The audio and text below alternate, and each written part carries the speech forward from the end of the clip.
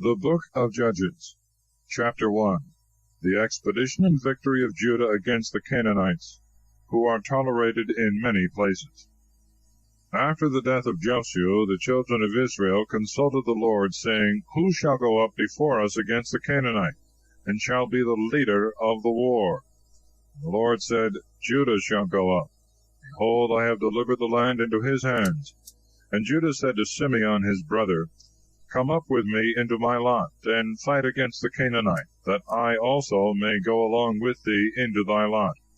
And Simeon went with him. And Judah went up, and the Lord delivered the Canaanite and the Perizzite into their hands, and they slew of them in Bezek 10,000 men. And they found Adonibezek in Bezek, and fought against him, and they defeated the Canaanite and the Perizzite. And Adonibezek fled. And they pursued after him, and took him, and cut off his fingers and toes. And Adonibezek said, 70 kings, having their fingers and toes cut off, gathered up the leavings of the meat under my table. As I have done, so hath God requited me.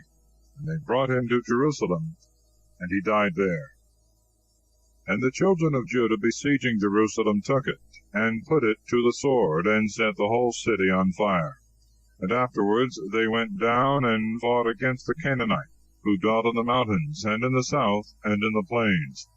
And Judah going forward against the Canaanite that dwelt in Hebron, the name whereof was in former times Kiriath Arbi, slew Sisai, and Ahiman, and Tholmai. And departing from thence he went to the inhabitants of Debir, the ancient name of which was Kiriath Sepher, that is, the city of letters. And Caleb said, He that shall take Kiriath Sepher, and lay it waste, to him will I give my daughter Achsah to wife. And Othniel, the son of Kenaz, the younger brother of Caleb, having taken it, he gave him Achsah his daughter to wife. And as she was going on her way, her husband admonished her to ask a field of her father. And as she sighed, sitting on her ass, Caleb said to her, What aileth thee? And she answered, Give me a blessing, for thou hast given me a dry land. Give me also a watery land. So Caleb gave her the upper and the nether watery ground. And the children of the Kenite, the kinsmen of Moses, went up from the city of palms with the children of Judah into the wilderness of his lot, which is at the south side of Arad, and they dwelt with him. And Judah went with Simeon his brother, and they together defeated the Canaanites that dwelt in Sephath, and slew them. The name of the city was called Hormah, that is, Anathema. And Judah took Gaza with its confines, and Ascalon and Acharon with their confines. And the Lord was with Judah, and he possessed the hill country, but was not able to destroy the inhabitants of the valley, because they had many chariots armed with scythes. And they gave Hebron to Caleb, as Moses had said, who destroyed out of it the 3 sons of Enak. But the sons of Benjamin did not destroy the Jebusites that inhabited Jerusalem, and the Jebusite hath dwelt with the sons of Benjamin in Jerusalem until this present day. The house of Joseph also went up against Bethel, and the Lord was with them. For when they were besieging the city, which before was called Luzah, they saw a man coming out of the city, and they said to him, Show us the entrance into the city, we will show thee mercy. And when he had shown them, they smote the city with the edge of the sword, but that man and all his kindred they let go, who being sent away, went into the land of Hetham, and built there a city, and called it Luzah, which is so called until this day. Manasseh also did not destroy Bethsan, and Thanach with their villages, nor the inhabitants of Dor, and Jeblam, and Megiddo with their villages. And the Canaanite began to dwell with them. But after Israel was grown strong, he made them tributaries, and would not destroy them. Ephraim also did not slay the Canaanite that dwelt in Gezer, but dwelt with him. Zebulun destroyed not the inhabitants of Citron and Naalol, but the Canaanite dwelt among them, and became their tributaries. Aser also destroyed not the inhabitants of Echo, and of Sidon, and of Ahalab, and of Akazib, and of Helbah, and of Aphek, and of Rehob. And he dwelt in the midst of the Canaanites, the inhabitants of that land, and did not slay them. Naphtali also destroyed not the inhabitants of Bethshemesh, and of Bethanath, and he dwelt in the midst of the Canaanites, the inhabitants of the land, and the Bethshemites and Bethanites were tributaries to him. And the Amorites straitened the children of Dan in the mountain, and gave them not place to go down to the plain. And he dwelt in the mountain Hares, that is, of potsherds, in Ilon and Salabim. And the hand of the house of Joseph was heavy upon him, and he became tributary to him. The border of the Amorite was from the ascent of the Scorpion, the rock, and the higher places. Chapter 2. An angel reproveth Israel. They weep for their sins. After the death of Josiah they often fall, and repenting are delivered from their afflictions, but still fall worse and worse. And an angel of the Lord went up from Gilgal to the place of weepers, and said, I made you go out of Egypt, and have brought you into the land for which I swore to your fathers, and I promised that I would not make void my covenant with you forever, on condition that you should not make a league with the inhabitants of this land, but should throw down their altars, and you would not hear my voice. Why have you done this? Wherefore I would not destroy them from before your face, that you may have enemies, and their gods may be your ruin. And when the angel of the Lord spoke these words to all the children of Israel, they lifted up their voice and wept. And the name of that place was called the place of weepers, or of tears. And there they offered sacrifices to the Lord. And Josiah sent away the people, and the children of Israel went, every one to his own possession, to hold it. And they served the Lord all his days, and the days of the ancients that lived a long time after him, and who knew all the works of the Lord, which he had done for Israel.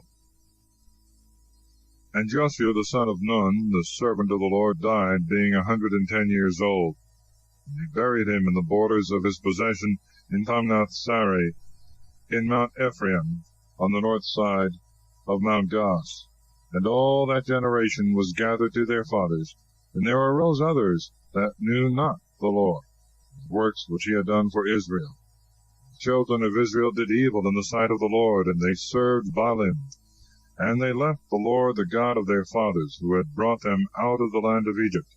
And they followed strange gods, and the gods of the people that dwelt round about them. And they adored them, and they provoked the Lord to anger, forsaking him, and serving Baal and Ashtaroth.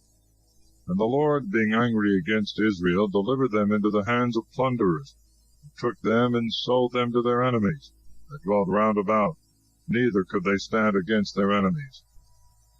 But whithersoever they meant to go, the hand of the Lord was upon them, as he had said, and as he had sworn to them, and they were greatly distressed.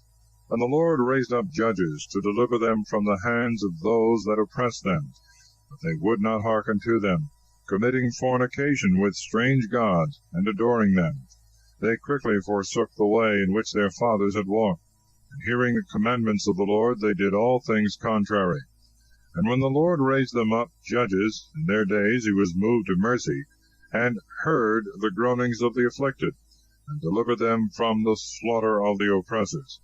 But after the judge was dead, they returned and did much worse things than their fathers had done, following strange gods, serving them and adoring them.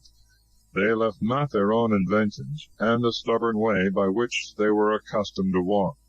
The wrath of the Lord was kindled against Israel, and he said, Behold, this nation hath made void my covenant, which I had made with their fathers, and hath despised to hearken to my voice. I also will not destroy the nations which Josiah left when he died, and through them I may try Israel, whether they will keep the way of the Lord, and walk in it as their fathers kept it, or not.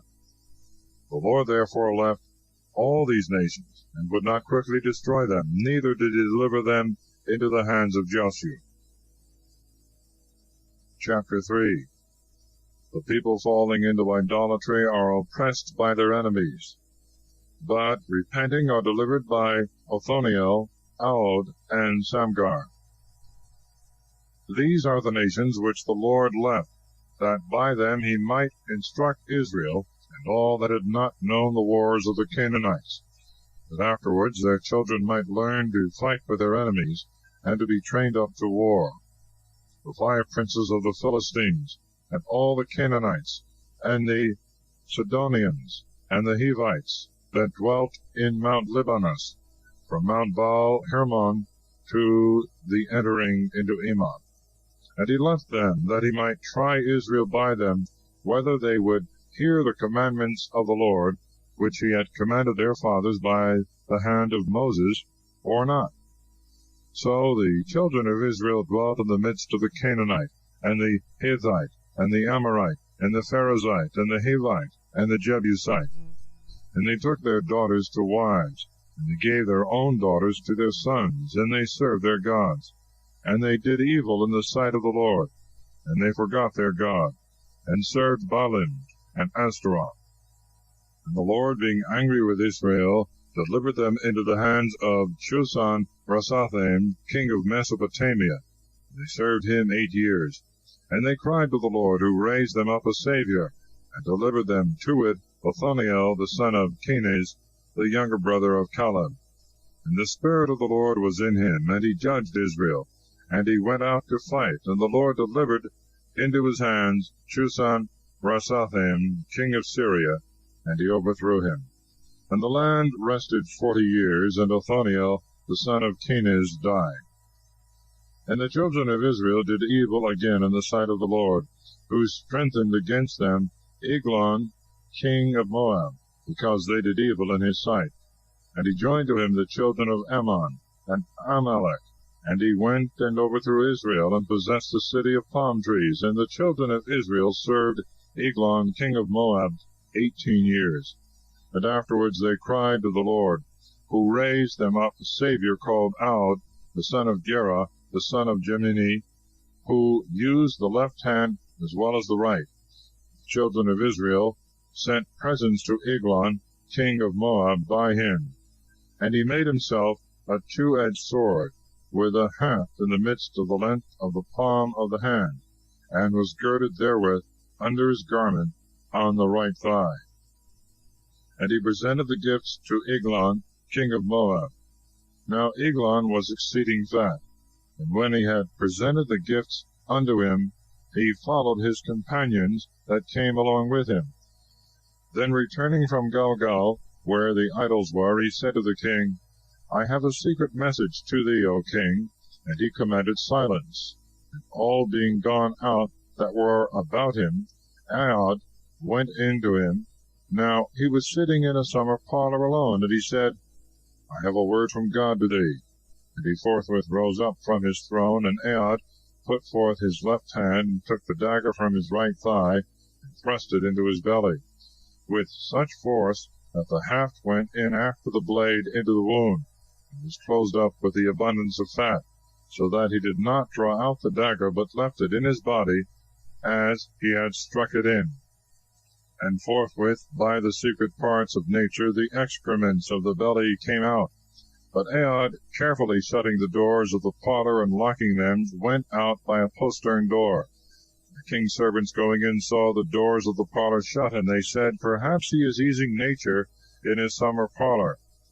And waiting a long time till they were ashamed, and seeing that no man opened the door, they took a key, and opening they found their lord lying dead on the ground. But Aod, while they were in confusion, escaped, and passed by the place of the idols, from whence he had returned. And he came to Sirath, and forthwith he sounded the trumpet in Mount Ephraim. The children of Israel went down with him, he himself going in the front. And he said to them, Follow me, for the Lord hath delivered our enemies, the Moabites, into our hands. And they went down after him, and seized upon the fords of the Jordan, which are in the way to Moab, and they suffered no man to pass over. But they slew of the Moabites at that time about 10,000, all strong and valiant men. None of them could escape. Moab was humbled that day under the hand of Israel, and the land rested 80 years. After him was Samgar the son of Anath, who slew of the Philistines 600 men with a plowshare, and he also defended Israel. Chapter 4. Deborah and Barak deliver Israel from Jabin and Sisera. Jehu killeth Sisera. And the children of Israel again did evil in the sight of the Lord after the death of Ahab. The Lord delivered them up into the hands of Jabin, king of Canaan, who reigned in Asor. And he had a general of his army named Sisera, and he dwelt in Harosheth of the Gentiles. And the children of Israel cried to the Lord, for he had 900 chariots set with scythes, and for 20 years had grievously oppressed them. And there was at that time Deborah, a prophetess, the wife of Lapidoth, who judged the people. And she sat under a palm tree, which was called by her name, between Ramah and Bethel and Mount Ephraim. And the children of Israel came up to her for all judgment. And she sent and called Barak the son of Abinoam out of Kedes in Naphtali. And she said to him, The Lord God of Israel hath commanded thee, Go and lead an army to Mount Tabor, and thou shalt take with thee 10,000 fighting men of the children of Naphtali, and of the children of Zebulun. And I will bring unto thee in the place of the Tard Kison, Sisera, the general of Jabin's army, and his chariots, and all his multitude, and will deliver them into thy hand. And Barak said to her, If thou wilt come with me, I will go. If thou wilt not come with me, I will not go. She said to him, I will go indeed with thee, but at this time the victory shall not be attributed to thee, because Sisera shall be delivered into the hand of a woman. Deborah therefore arose, and went with Barak to Kedes. And he called unto him Zebulun and Naphtali, and went up with 10,000 fighting men, having Deborah in his company. Now Heber the Kenite had some time before departed from the rest of the Kenites, his brethren, the son of Hobab, the kinsman of Moses, and pitched his tents under the valley which is called Sinim, and was near Kedes. And it was told Sisera that Barak the son of Abinoam was gone up to Mount Tabor. And he gathered together his 900 chariots armed with scythes, and all his army from Harosheth of the Gentiles to the Tard Kison. And Deborah said to Barak, Arise, for this is the day wherein the Lord hath delivered Sisera into thy hands. Behold, he is thy leader. And Barak went down from Mount Tabor, and 10,000 fighting men with him.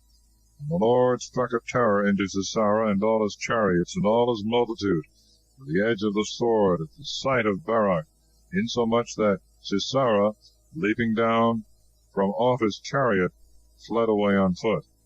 And Barak pursued after the fleeing chariots and the army unto Harosheth of the Gentiles, and all the multitude of the enemies was utterly destroyed. But Sisera, fleeing, came to the tent of Jael, the wife of Heber the Kenite. For there was peace between Jabin the king of Asor and the house of Heber the Kenite. And Jael went forth to meet Sisera, and said to him, Come in to me, my lord. Come in, fear not. He went into her tent, and being covered by her with a cloak, said to her, Give me, I beseech thee, a little water, for I am very thirsty. She opened a bottle of milk, and gave him to drink, and covered him. And Sisera said to her, Stand before the door of the tent, and when any shall come and inquire of thee, saying, Is there any man here? Thou shalt say, There is none. So Jael, Heber's wife, took a nail of the tent, and taking also a hammer, and going in softly and with silence, she put the nail upon the temples of his head, and striking it with the hammer, drove it through his brain fast into the ground, and so passing from deep sleep to death, he fainted away and died. And behold, Barak came pursuing after Sisera, and Jael went out to meet him, and said to him, Come, and I will show thee the man whom thou seekest. And when he came into her tent, he saw Sisera lying dead, and the nail fastened in his temples. So God that day humbled Jabin, the king of Canaan, before the children of Israel, who grew daily stronger, and with a mighty hand overpowered Jabin, king of Canaan, till they quite destroyed him. Chapter 5. The Canticle of Deborah and Barak after their victory. In that day Deborah and Barak, son of Abinoam, sung and said, O you of Israel, that have willingly offered your lives to danger, bless the Lord. Hear, O ye kings, give ear, ye princes. It is I that will sing to the Lord. I will sing to the Lord, the God of Israel. O Lord, when thou wentest out of Seir, and passedst by the regions of Edom, the earth trembled, and the heavens dropped water. The mountains melted before the face of the Lord, and Sinai before the face of the Lord, the God of Israel. In the days of Samgar, the son of Anath, in the days of Jahil, the paths rested. They that went by them walked through byways. The valiant men ceased and rested in Israel, until Deborah arose, a mother arose in Israel. The Lord chose new wars, and he himself overthrew the gates of the enemies. Shield and spear was not seen among 40,000 of Israel. My heart loveth the princes of Israel. O you that of your own good will offered yourselves to danger, bless the Lord. Speak you that ride upon fair asses, and you that sit in judgment and walk in the way. Where the chariots were dashed together, and the army of the enemies was choked, there let the justices of the Lord be rehearsed, and his clemency towards the brave men of Israel. Then the people of the Lord went down to the gates, and obtained the sovereignty. Arise, arise, O Deborah, arise, arise, and utter a canticle. Arise, Barak, and take hold of thy captives, O son of Abinoam. The remnants of the people are saved. The Lord hath fought among the valiant ones. Out of Ephraim he destroyed them into Amalek, and after him out of Benjamin into thy people, O Amalek. Out of Machir there came down princes, and out of Zabulon they that led the army to fight. The captains of Issachar were with Deborah, and followed the steps of Barak, who exposed himself to danger, as one going headlong and into a pit. Reuben being divided against himself, there was found a strife of courageous men. Why dwellest thou between two borders, that thou mayest hear the bleatings of the flocks? Reuben being divided against himself, there was found a strife of courageous men. Galaad rested beyond the Jordan, and Dan applied himself to ships. Aser dwelt on the seashore, and abode in the havens. But Zebulun and Naphtali offered their lives to death in the region of Meromi. The kings came and fought. Kings of Canaan fought in Thanach by the waters of Megiddo, and yet they took no spoils. War from heaven was made against them. The stars remaining in their order and courses fought against Sisera. The torrent of Kison dragged their carcasses, the torrent of Kadumim, the torrent of Kison. Tread thou, my soul, upon the strong ones. The hooves of the horses were broken, whilst the stoutest of the enemies fled amain, and fell headlong down. Curse ye the land of Meroz, said the angel of the Lord. Curse the inhabitants thereof, because they came not to the help of the Lord, to help his most valiant men.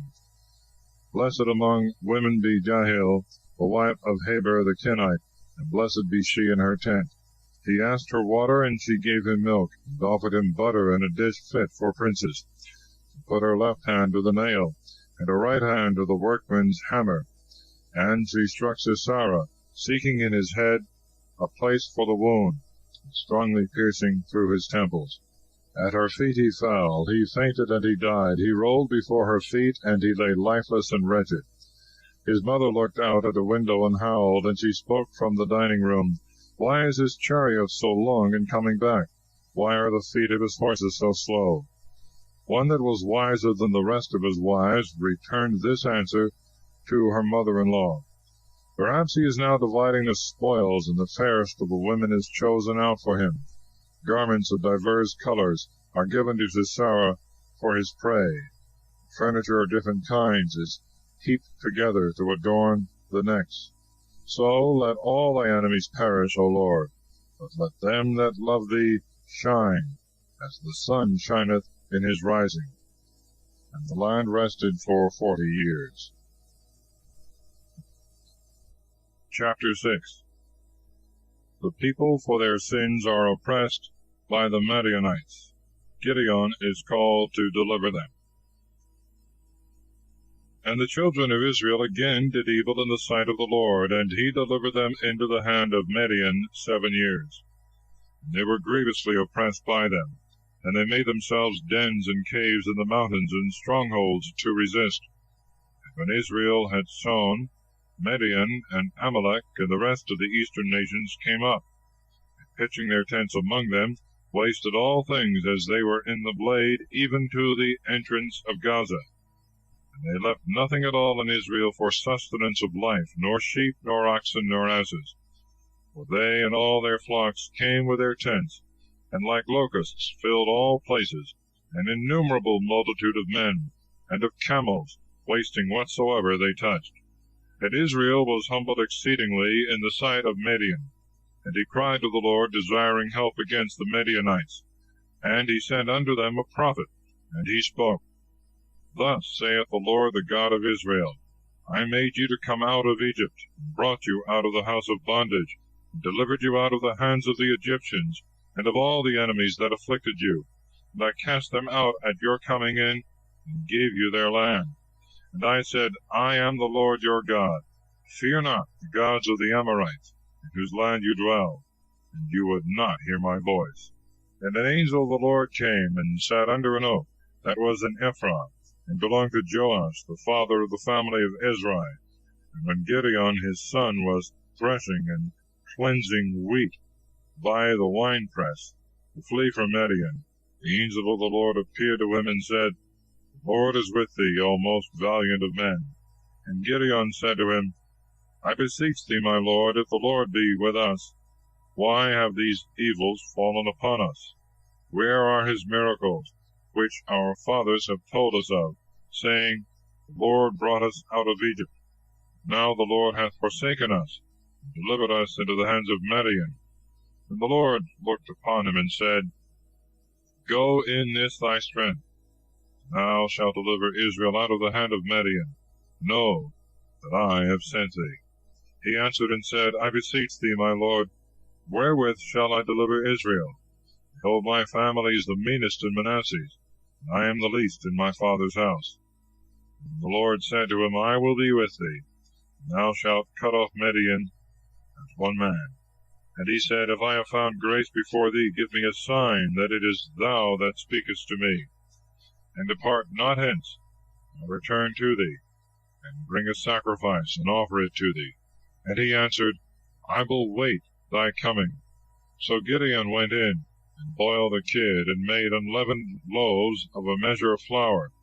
And putting the flesh in a basket, and the broth of the flesh into a pot, he carried all unto the oak, and presented to him. And the angel of the Lord said to him, Take the flesh and the unleavened loaves, and lay them upon that rock, and pour out the broth thereon. And when he had done so, the angel of the Lord put forth the tip of the rod, which he held in his hand, and touched the flesh and the unleavened loaves. And there arose a fire from the rock, and consumed the flesh and the unleavened loaves. And the angel of the Lord vanished out of his sight. And Gideon, seeing that it was the angel of the Lord, said, Alas, my Lord God, for I have seen the angel of the Lord face to face. And the Lord said to him, Peace be with thee, fear not, thou shalt not die. And Gideon built there an altar to the Lord, and called it the Lord's Peace, until this present day. And when he was yet in Ephraim, which is of the family of Israel, that night the Lord said to him, Take a bullock of thy fathers, and another bullock of 7 years, and thou shalt destroy the altar of Baal, which is thy father's, and cut down the grove that is about the altar. And thou shalt build an altar to the Lord thy God in the top of this rock, whereupon thou didst lay the sacrifice before. And thou shalt take the second bullock, and shalt offer a holocaust upon a pile of the wood, which thou shalt cut down out of the grove. Then Gideon, taking 10 men of his servants, did as the Lord had commanded him. But fearing his father's house, and the men of that city, he would not do it by day, but did all by night. And when the men of that town were risen in the morning, they saw the altar of Baal destroyed, and the grove cut down, and the second bullock laid upon the altar, which then was built. And they said one to another, Who hath done this? And when they inquired for the author of the fact, it was said, Gideon the son of Joash did all this. And they said to Joash, Bring out thy son hither, that he may die, because he hath destroyed the altar of Baal, and hath cut down his grove. He answered them, Are you the avengers of Baal, that you fight for him? He that is his adversary, let him die before tomorrow light appear. If he be a god, let him revenge himself on him that hath cast down his altar. From that day Gideon was called Jerubbaal, because Joash had said, Let Baal revenge himself on him that hath cast down his altar. Now all Midian and Amalek and the eastern people were gathered together, and passing over the Jordan, encamped in the valley of Jezreel. But the Spirit of the Lord came upon Gideon, and he sounded the trumpet, and called together the house of Abiezer to follow him. And he sent messengers unto all Manasseh, and they also followed him, and other messengers unto Aser and Zabulon and Naphtali, and they came to meet him. And Gideon said to God, Thou wilt save Israel by my hand, as thou hast said, I will put this fleece of wool on the floor. If there be dew on the fleece only, and it be dry on all the ground beside, I shall know that by my hand, as thou hast said, thou wilt deliver Israel. And it was so. Rising before day, bringing the fleece, he filled the vessel with the dew. And he said again to God, Let not thy wrath be kindled against me if I try once more, seeking a sign in the fleece. I pray that the fleece only may be dry, and all the ground wet with dew. And God did that night as he had requested. And it was dry on the fleece only, and there was dew on all the ground. Chapter 7. Gideon with 300 men by stratagem defeateth the Midianites. Then Jerubbaal, who is the same as Gideon, rising up early, and all the people with him, came to the fountain that is called Harod. Now the camp of Midian was in the valley on the north side of the high hill. And the Lord said to Gideon, People that are with thee are many, and Midian shall not be delivered into their hands, lest Israel should glory against me, and say, I was delivered by my own strength. Speak to the people, and proclaim in the hearing of all, Whosoever is fearful and timorous, let him return. So 22,000 men went away from Mount Galad, and returned home, and only 10,000 remained. And the Lord said to Gideon, The people are still too many.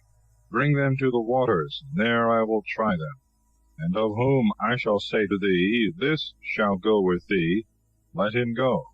Whom I shall forbid to go, let him return. And when the people were come down to the waters, the Lord said to Gideon, They that shall lap the water with their tongues, as dogs are wont to lap, thou shalt set apart by themselves. But they that shall drink, bowing down their knees, shall be on the other side. And the number of them that had lapped water, casting it with the hand to their mouth, was 300 men. And all the rest of the multitude had drunk kneeling. And the Lord said to Gideon, By the 300 men that lapped water I will save you, and deliver Midian into thy hand, but let all the rest of the people return to their place. So taking victuals and trumpets according to their number, he ordered all the rest of the multitude to depart to their tents. And he with the 300 gave himself to the battle. Now the camp of Midian was beneath him in the valley. The same night the Lord said to him, Arise and go down into the camp, because I have delivered them into thy hand. But if thou be afraid to go alone, let Pharaoh thy servant go down with thee. And when thou shalt hear what they are saying, then shall thy hands be strengthened, and thou shalt go down more secure to the enemy's camp. And he went down with Pharaoh his servant into part of the camp, where was the watch of men in arms. But Midian and Amalek, and all the eastern people, lay scattered in the valley, as a multitude of locusts. Their camels also were innumerable as the sand that lieth on the seashore. And when Gideon was come, one told his neighbor a dream, and in this manner related what he had seen. I dreamt a dream, and it seemed to me as if a hearth cake of barley bread rolled and came down into the camp of Midian. When it was come to a tent, it struck it, and beat it down flat to the ground. He to whom he spoke answered, This is nothing else but the sword of Gideon the son of Joash, a man of Israel. The Lord hath delivered Midian, and all their camp into his hand. And when Gideon had heard the dream and the interpretation thereof, he adored, and returned to the camp of Israel, and said, Arise, for the Lord hath delivered the camp of Midian into our hands. And he divided the 300 men into 3 parts, and gave them trumpets in their hands, and empty pitchers, and lamps within the pitchers. And he said to them, What you shall see me do, do you the same. I will go into one part of the camp, and do you as I shall do. When the trumpet shall sound in my hand, do you also blow the trumpets on every side of the camp. And Gideon and the 300 men that were with him went into part of the camp at the beginning of the midnight watch. And the watchmen being alarmed, they began to sound their trumpets, and to clap the pitchers one against another. And when they sounded their trumpets in 3 places round about the camp, and had broken their pitchers, they held their lamps in their left hands, and with their right hands the trumpets which they blew, and they cried out, The sword of the Lord and of Gideon, standing every man in his place round about the enemy's camp. So all the camp was troubled, and crying out and howling they fled away. And the 300 men nevertheless persisted, sounding the trumpets. The Lord sent the sword into all the camp, and they killed one another, fleeing as far as Bethseta, and the border of Abel-Mahulah in Tebath. But the men of Israel, shouting from Naphtali and Aser, and from all Manasseh, pursued after Midian. And Gideon sent messengers into all Mount Ephraim, saying, Come down to meet Midian, and take the waters before them to Bethbara and the Jordan. And all Ephraim shouted, and took the waters before them, and the Jordan as far as Bethbara.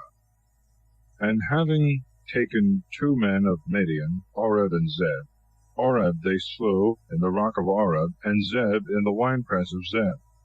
And they pursued Midian, carrying the heads of Oreb and Zeb to Gideon beyond the waters of the Jordan. Chapter 8.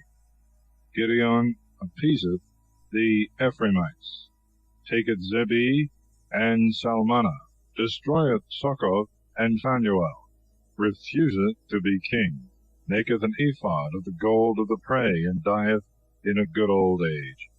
The people return to idolatry.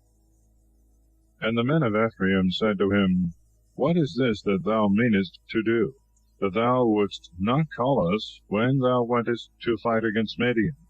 And they chid him sharply, and almost offered violence. And he answered them, What could I have done like to that which you have done? Is not one bunch of grapes of Ephraim better than the vintages of Ebiezer? The Lord hath delivered into your hands the princes of Midian, Oreb and Zeb. What could I have done like to what you have done? And when he had said this, their spirit was appeased, with which they swelled against him. And when Gideon was come to the Jordan, he passed over it with the 300 men that were with him, who were so weary they could not pursue after them that fled. And he said to the men of Succoth, Give, I beseech you, bread to the people that is with me, for they are faint. that we may pursue Zebi and Zalmunna, the kings of Midian. The princes of Succoth answered, Peradventure the palms of the hands of Zebi and Zalmunna are in thy hand, and therefore thou demandest that we should give bread to thy army. And he said to them, When the Lord therefore shall have delivered Zebi and Zalmunna into my hands, I will thresh your flesh with the thorns and briars of the desert. And going up from thence he came to Phanuel, and he spoke the like things to the men of that place. And they also answered him, as the men of Succoth had answered. He said therefore to them also, When I shall return a conqueror in peace, I will destroy this tower. But Zebi and Zalmunna were resting with all their army, for 15,000 men were left of all the troops of the eastern people. 120,000 warriors that drew the sword were slain. And Gideon went up by the way of them that dwelt in tents on the east of Nobi and Jegvah, and smote the camp of the enemies, who were secure and suspected no hurt. And Zebi and Zalmunna fled, and Gideon pursued and took them, all their host being put in confusion. And returning from the battle before the sun rising, he took a boy of the men of Succoth, and he asked him the names of the princes and agents of Succoth, and he described unto him 77 men. And he came to Succoth, and said to them, Behold Zebi and Zalmunna, concerning whom you upbraided me, saying, Peradventure the hands of Zebi and Zalmunna are in thy hands, and therefore thou demandest that we should give bread to the men that are weary and faint. So he took the ancients of the city, thorns and briars of the desert, and tore them with the same, and cut in pieces the men of Succoth. And he demolished the tower of Phanuel, and slew the men of the city. And he said to Zebi and Zalmunna, What manner of men were they whom you slew in Thabor? They answered, They were like thee, and one of them as the son of a king. He answered them, They were my brethren, sons of my mother. As the Lord liveth, if you had saved them, I would not kill you. And he said to Jether, his eldest son, Arise and slay them. But he drew not his sword, for he was afraid, being but yet a boy. And Zebi and Zalmunna said, Do thou rise and run upon us, because the strength of a man is according to his age. Gideon rose up and slew Zebi and Zalmunna, and he took the ornaments and bosses with which the necks of the camels of kings are wont to be adorned. And all the men of Israel said to Gideon, Rule thou over us, and thy son and thy son's son, because thou hast delivered us from the hand of Midian.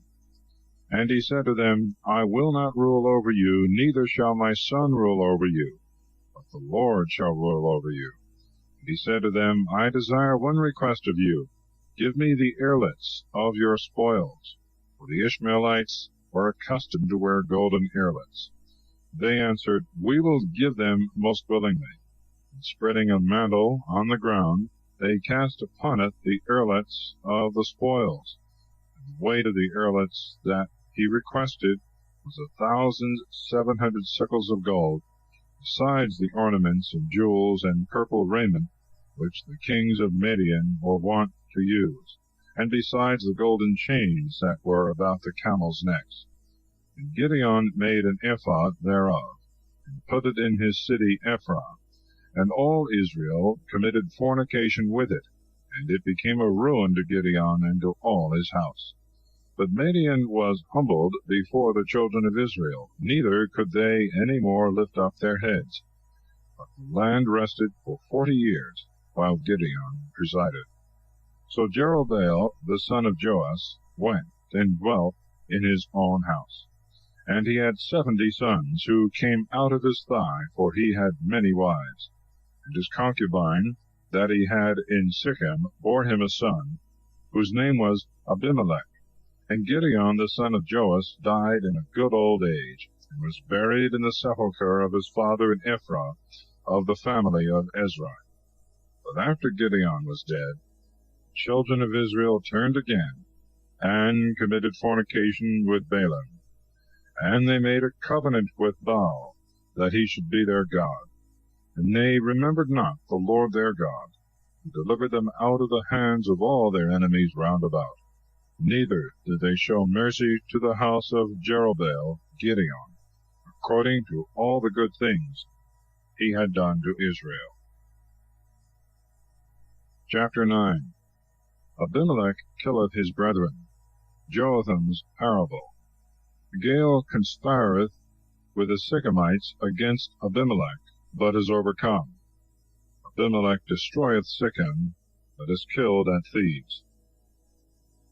And Abimelech the son of Jerubbaal went to Sichem to his mother's brethren, and spoke to them, and to all the kindred of his mother's father, saying, Speak to all the men of Sichem, whether is better for you that 70 men, all the sons of Jerubbaal, should rule over you, or that one man should rule over you? And withal consider that I am your bone and your flesh. And his mother's brethren spoke of him to all the men of Sichem all these words, and they inclined their hearts after Abimelech, saying, He is our brother.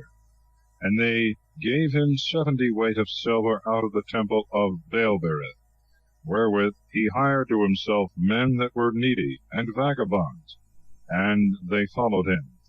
And he came to his father's house in Ephraim, and slew his brethren, the sons of Jerubbaal, 70 men upon one stone. And there remained only Jotham, the youngest son of Jerubbaal, who was hidden. And all the men of Sichem were gathered together, and all the families of the city of Millo. And they went and made Abimelech king by the oak that stood in Sichem. This being told to Jotham, he went and stood on the top of Mount Gerizim, and lifting up his voice he cried, and said, Hear me, ye men of Sichem, so may God hear you. The trees went to anoint a king over them, and they said to the olive tree, Reign thou over us. And it answered, Can I leave my fatness, which both gods and men make use of, to come to be promoted among the trees? And the tree said to the fig tree, Come thou, and reign over us. And it answered them, Can I leave my sweetness and my delicious fruits, and go to be promoted among the other trees? And the trees said to the vine, Come thou, and reign over us. And it answered them, Can I forsake my wine that cheereth God and men, and be promoted among the other trees? And all the trees said to the bramble, Come thou, and reign over us. And it answered them, If indeed you mean to make me king, come ye, and rest under my shadow. But if you mean it not, let fire come out from the bramble, and devour the cedars of Libanus. Now therefore, if you have done well, and without sin, in appointing Abimelech king over you, and have dealt well with Jerubbaal, and with his house, and have made a suitable return for the benefits of him who fought for you, and exposed his life to dangers to deliver you from the hands of Midian, and you are now risen up against my father's house, and have killed his sons 70 men upon one stone, and have made Abimelech, son of his handmaid, king over the inhabitants of Sichem, because he is your brother. If therefore you have dealt well and without fault with Jerubbaal and his house, rejoice ye this day in Abimelech, and may he rejoice in you.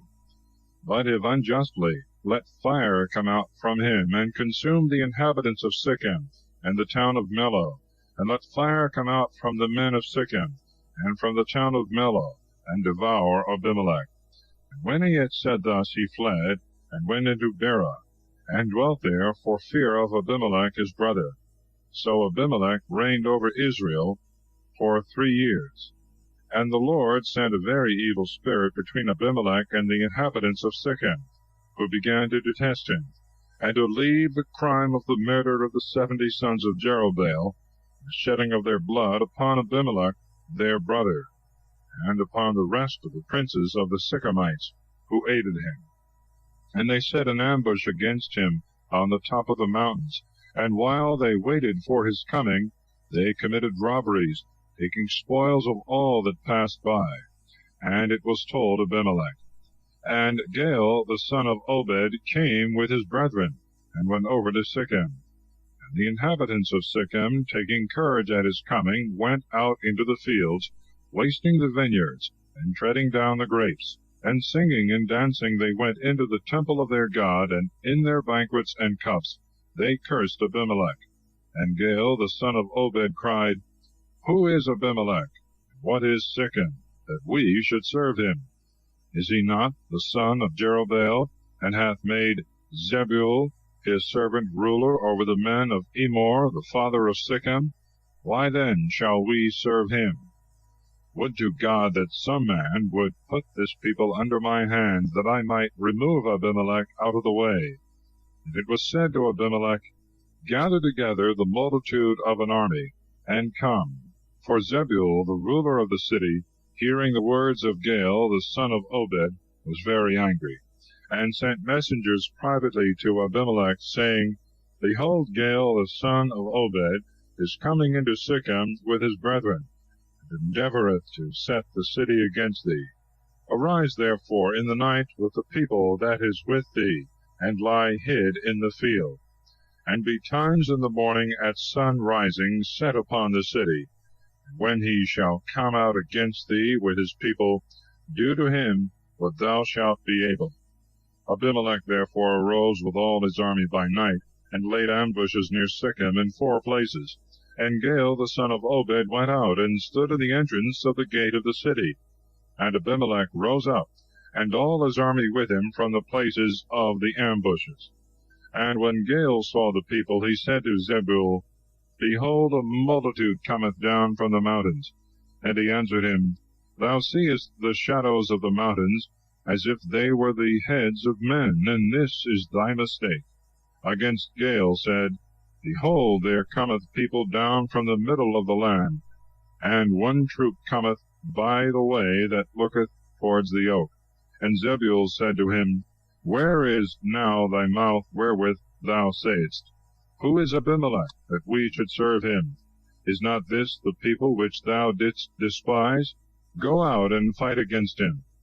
So Gaal went out in the sight of the people of Sichem, and fought against Abimelech, who chased and put him to flight, and drove him to the city. And many were slain of his people, even to the gate of the city. And Abimelech sat down in Rumah. But Zebul drove Gaal and his companions out of the city, and would not suffer them to abide in it. So the day following the people went out into the field. And it was told Abimelech. And he took his army, and divided it into 3 companies, and laid ambushes in the fields. And seeing that the people came out of the city, he arose, and set upon them, with his own company assaulting and besieging the city, whilst the 2 other companies chased the enemies that were scattered about the field. And Abimelech assaulted the city all that day, and took it, and killed the inhabitants thereof, and demolished it, so that he sowed salt in it. And when they who dwelt in the tower of Sichem had heard this, they went into the temple of their god Berith, where they had made a covenant with him, and from thence the place had taken its name, and it was exceeding strong. Abimelech also hearing that the men of the tower of Sichem were gathered together, went up into Mount Selmon, he and all his people with him. Taking an axe, he cut down the bough of a tree, and laying it on his shoulders, and carrying it, he said to his companions, What you see me do, do you out of hand. So they cut down boughs from the trees, every man as fast as he could, and followed their leader. And surrounding the fort, they set it on fire. And so it came to pass that with the smoke and with the fire 1,000 persons were killed, men and women together, of the inhabitants of the tower of Sichem. Then Abimelech, departing from thence, came to the town of Thebes, which he surrounded and besieged with his army. And there was in the midst of the city a high tower, which both the men and the women were fled together, and all the princes of the city. And having shut and strongly barred the gate, they stood upon the battlements of the tower to defend themselves. And Abimelech, coming near the tower, fought stoutly, and approaching to the gate, endeavored to set fire to it. And behold, a certain woman, casting a piece of a millstone from above, dashed it against the head of Abimelech, and broke his skull. And he called hastily to his armor-bearer, and said to him, Draw thy sword and kill me, lest it should be said that I was slain by a woman. He did as he was commanded, and slew him. And when he was dead, all the men of Israel that were with him returned to their homes. And God repaid the evil that Abimelech had done against his father, killing his 70 brethren. The Sychemites also were rewarded for what they had done, and the curse of Jotham, the son of Jerubbaal, came upon them. Chapter 10. Thola ruleth Israel 23 years, and Jair 22. The people fall again into idolatry, and are afflicted by the Philistines and Ammonites. They cry to God for help, who upon their repentance hath compassion on them. After Abimelech there arose a ruler in Israel, Thola son of Phua, the uncle of Abimelech, a man of Issachar, who dwelt in Samir of Mount Ephraim. And he judged Israel 23 years, and he died, and was buried in Samir. To him succeeded Jair the Galadite, who judged Israel for 22 years. Having 30 sons, they rode on 30 ass colts, and were princes of 30 cities, which from his name were called Havoth Jair, that is, the towns of Jair, until this present day in the land of Galaad. And Jair died, and was buried in the place which was called Camon.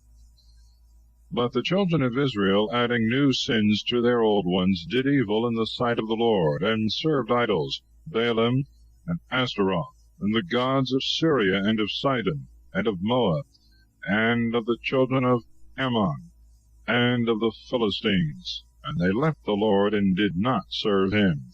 And the Lord, being angry with them, delivered them into the hands of the Philistines, and of the children of Ammon. And they were afflicted, and grievously oppressed for 18 years, all they that dwelt beyond the Jordan in the land of the Amorite, who is in Galaad, insomuch that the children of Ammon, passing over the Jordan, wasted Judah and Benjamin and Ephraim, and Israel was distressed exceedingly. And they cried to the Lord, and said, We have sinned against thee, because we have forsaken the Lord our God, and have served Baalim. And the Lord said to them, Did not the Egyptians, and the Amorites, and the children of Ammon, and the Philistines, the Sidonians also, and Amalek, and Canaan, oppress you? And you cried to me, and I delivered you out of their hand.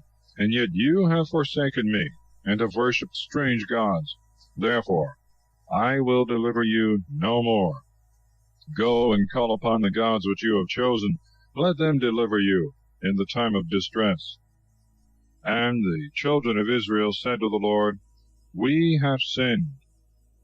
Do thou unto us whatsoever pleaseth thee, only deliver us this time. And saying these things, they cast away out of their coasts all the idols of strange gods, and served the Lord their God, and he was touched with their miseries. The children of Ammon, shouting together, pitched their tents in Galaad, against whom the children of Israel assembled themselves together and camped in Mizpah. And the princes of Galaad said one to another, Whosoever of us shall first begin to fight against the children of Ammon, he shall be the leader of the people of Galaad. Chapter 11. Jephthah is made ruler of the people of Galaad. He first pleads their cause against the Ammonites, then, making a vow, obtains a signal victory. He performs his vow. There was at that time Jephthah the Gileadite, a most valiant man and a warrior, the son of a woman that was a harlot, and his father was Galaad. Now Galaad had a wife, of whom he had sons, who, after they were grown up, thrust out Jephthah, saying, Thou canst not inherit in the house of our father, because thou art born of another mother. Then he fled and avoided them, and dwelt in the land of Tob. And there were gathered to him needy men and robbers, and they followed him as their prince. In those days the children of Ammon made war against Israel. And as they pressed hard upon them, the ancients of Galaad went to fetch Jephthah out of the land of Tob to help them. And they said to him, Come thou and be our prince, and fight against the children of Ammon. And he answered them, Are not you the men that hated me, and cast me out of my father's house? And now you are come to me constrained by necessity? And the princes of Galilee said to Jephthah, For this cause we are now come to thee, that thou mayest go with us, and fight against the children of Ammon, and be head over all the inhabitants of Galilee. Jephthah also said to them, If you be come to me sincerely, that I should fight for you against the children of Ammon, and the Lord shall deliver them into my hand, shall I be your prince? They answered him, The Lord who heareth these things, he himself is mediator and witness that we will do as we have promised. Jephthah therefore went with the princes of Galilee, and all the people made him their prince. And Jephthah spoke all his words before the Lord in Mizpah. And he sent messengers to the king of the children of Ammon, to say in his name, What hast thou to do with me, that thou art come against me to waste my land? And he answered them, Because Israel took away my land when he came up out of Egypt, from the confines of the Arnon, unto the Jabbok and the Jordan. Now therefore restore the same peaceably to me. And Jephthah again sent word by them, and commanded them, Say to the king of Ammon, Thus saith Jephthah, Israel did not take away the land of Moab, nor the land of the children of Ammon. When they came up out of Egypt, he walked through the desert to the Red Sea, and came into Kadesh. And he sent messengers to the king of Edom, saying, Suffer me to pass through thy land. But he would not condescend to his request. He sent also to the king of Moab, who likewise refused to give him passage. He abode therefore in Kadesh, and went round the land of Edom at the side, the land of Moab, and came over against the east coast of the land of Moab, and camped on the other side of the Arnon, and he would not enter the bounds of Moab. So Israel sent messengers to Sihon, king of the Amorites, who dwelt in Heshbon, and they said to him, Suffer me to pass through thy land to the river. But he also, despising the words of Israel, suffered him not to pass through his borders. Gathering an infinite multitude, went out against him to Jassa, and made strong opposition. And the Lord delivered him with all his army into the hands of Israel, and he slew him, and possessed all the land of the Amorite, the inhabitant of that country, and all the coasts thereof, from the Arnon to the Jabbok, and from the wilderness to the Jordan. So the Lord, the God of Israel, destroyed the Amorite, his people of Israel, fighting against him. And wilt thou now possess this land? Are not those things which thy God Chemos possesseth due to thee by right? What the Lord our God hath obtained by conquest shall be our possession, unless perhaps thou art better than Balak, son of Sephor, king of Moab, or canst show that he strove against Israel, and fought against him. Whereas he hath dwelt in Heshbon, and the villages thereof, and in Aroer, and its villages, and in all the cities near the Jordan, for 300 years. Why have you for so long a time attempted nothing about this claim? Therefore I do not trespass against thee, but thou wrongest me by declaring an unjust war against me. The Lord be judge, and decide this day between Israel and the children of Ammon. And the king of the children of Ammon would not hearken to the words of Jephthah, which he sent him by the messengers. Therefore the Spirit of the Lord came upon Jephthah, and going round Galeed and Manasseh and Mizpah of Galeed, and passing over from thence to the children of Ammon, he made a vow to the Lord, saying, If thou wilt deliver the children of Ammon into my hands, whosoever shall first come forth out of the doors of my house, and shall meet me when I return in peace from the children of Ammon, same will I offer a holocaust to the Lord. And Jephthah passed over to the children of Ammon to fight against them. And the Lord delivered them into his hands. And he smote them from Aroer till you come to Minnith, 20 cities, and as far as Abel, which is set with vineyards, with a very great slaughter. The children of Ammon were humbled by the children of Israel. And when Jephthah returned into Mizpah to his house, his only daughter met him with timbrels and with dances, for he had no other children. And when he saw her, he rent his garments, and said, Alas, my daughter, thou hast deceived me, and thou myself art deceived. For I have opened my mouth to the Lord, and I can do no other thing. And she answered him, My father, if thou hast opened thy mouth to the Lord, do unto me whatsoever thou hast promised, since the victory hath been granted to thee, and revenge of thy enemies. And she said to her father, Grant me only this which I desire. Let me go, that I may go about the mountains for 2 months, and may bewail my virginity with my companions. And he answered her, Go. And he sent her away for 2 months. And when she was gone with her comrades and companions, she mourned her virginity in the mountains. And the 2 months being expired, she returned to her father, and he did to her as he had vowed, and she knew no man. From thence came a fashion in Israel, and a custom has been kept, that from year to year the daughters of Israel assemble together, and lament the daughter of Jephthah the Gileadite for 4 days. Chapter 12. The Ephraimites quarrel with Jephthah. 42,000 of them are slain. Abisan, Ahialan, and Abdon are judges. But behold, there arose a sedition in Ephraim. And passing towards the north, they said to Jephthah, When thou wentest to fight against the children of Ammon, why wouldst thou not call us, that we might go with thee? Therefore we will burn thy house. And he answered them, I and my people were at great strife with the children of Ammon, and I called you to assist me, and you would not do it. And when I saw this, I put my life in my own hands, and passed over against the children of Ammon, and the Lord delivered them into my hands. What have I deserved, that you should rise up to fight against me? Then calling to him all the men of Galilee, he fought against Ephraim. And the men of Galilee defeated Ephraim, because he had said, Galilee is a fugitive of Ephraim, and dwelleth in the midst of Ephraim and Manasseh.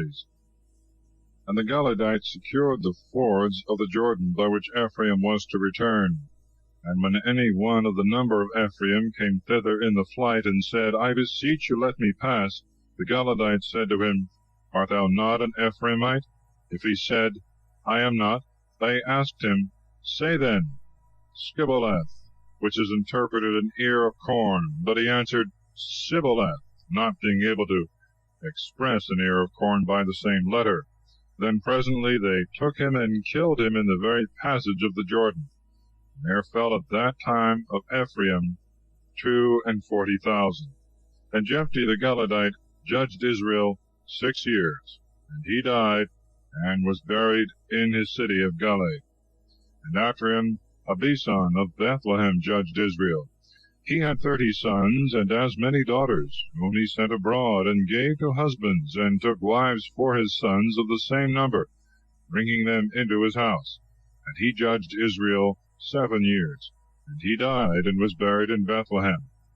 To him succeeded Ahialan, a Zebulunite, and he judged Israel 10 years. And he died, and was buried in Zebulun. After him Abdon, the son of Hillel, a Pharathonite, judged Israel. And he had 40 sons, and of them 30 grandsons, mounted upon 70 ass colts. And he judged Israel 8 years. And he died, and was buried in Pharathon, in the land of Ephraim, in the mount of Amalek. Chapter 13. The people fall again into idolatry, and are afflicted by the Philistines. An angel foretelleth the birth of Samson. And the children of Israel did evil again in the sight of the Lord, and he delivered them into the hands of the Philistines 40 years.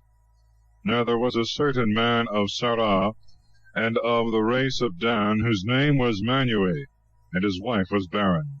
And an angel of the Lord appeared to her, and said, Thou art barren and without children, but thou shalt conceive and bear a son. Now therefore beware, and drink no wine, nor strong drink, and eat not any unclean thing, because thou shalt conceive and bear a son, and no razor shall touch his head. For he shall be a Nazarite of God from his infancy, and from his mother's womb, and he shall begin to deliver Israel from the hands of the Philistines. And when she was come to her husband, she said to him, A man of God came to me, having the countenance of an angel, very awful. And when I asked him who he was, and whence he came, and by what name he was called, he would not tell me. But he answered thus, Behold, thou shalt conceive and bear a son. Beware thou drink no wine nor strong drink, nor eat any unclean thing, for the child shall be a Nazarite of God from his infancy, from his mother's womb, until the day of his death. Then Manuel prayed to the Lord, and said, I beseech thee, O Lord, that the man of God whom thou didst send may come again, and teach us what we ought to do concerning the child that shall be born. And the Lord heard the prayer of Manuel, and the angel of the Lord appeared again to his wife, as she was sitting in the field, but Manuel her husband was not with her. When she saw the angel, she made haste, and ran to her husband, and told him, saying, Behold, a man hath appeared to me whom I saw before. He rose up and followed his wife, and coming to the man, said to him, Art thou he that spoke to the woman? And he answered, I am. And Manuel said to him, When thy word shall come to pass, what wilt thou that the child should do? Or from what shall he keep himself?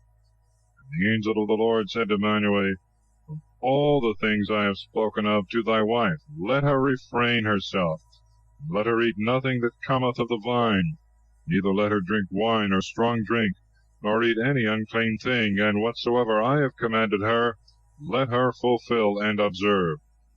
And Manuel said to the angel of the Lord, I beseech thee to consent to my request, and let us dress a kid for thee. And the angel answered him, If thou press me, I will not eat of thy bread. But if thou wilt offer a holocaust, offer it to the Lord. And Manuel knew not it was the angel of the Lord. And he said to him, What is thy name, that, if thy word shall come to pass, we may honor thee? And he answered him, Why askest thou my name, which is wonderful? Then Manuel took a kid of the flocks, and the libations, and put them upon a rock, offering to the Lord, who doth wonderful things. And he and his wife looked on. And when the flame from the altar went up towards heaven, the angel of the Lord ascended also in the flame. And when Manuel and his wife saw this, they fell flat on the ground. And the angel of the Lord appeared to them no more. And forthwith Manuel understood that it was an angel of the Lord. And he said to his wife, We shall certainly die, because we have seen God. And his wife answered him, If the Lord had a mind to kill us, he would not have received the holocaust and libations at our hands, neither would he have showed us all these things, nor have told us the things that are to come. And she bore a son, and called his name Samson. And the child grew, and the Lord blessed him. And the Spirit of the Lord began to be with him in the camp of Dan, between Sarah and Eshtaol. Chapter 14. Samson desireth a wife of the Philistines. He killeth a lion, in whose mouth he afterwards findeth honey. His marriage feast, and riddle, which is discovered by his wife. He killeth and strippeth 30 Philistines. His wife taketh another man. Then Samson went down to Thamnathah, and seeing there a woman of the daughters of the Philistines, he came up and told his father and his mother, saying, I saw a woman in Thamnathah of the daughters of the Philistines. I beseech you, take her for me to wife. His father and mother said to him, Is there no woman among the daughters of thy brethren, or among all my people, that thou wilt take a wife of the Philistines, who are uncircumcised? And Samson said to his father, Take this woman for me, for she hath pleased my eyes. Now his parents knew not that the thing was done by the Lord, and that he sought an occasion against the Philistines. For at that time the Philistines had dominion over Israel. Then Samson went down with his father and mother to Thamnathah, and when they were come to the vineyards of the town, behold, a young lion met him, raging and roaring. And the Spirit of the Lord came upon Samson, and he tore the lion as he would have torn a kid in pieces, having nothing at all in his hand.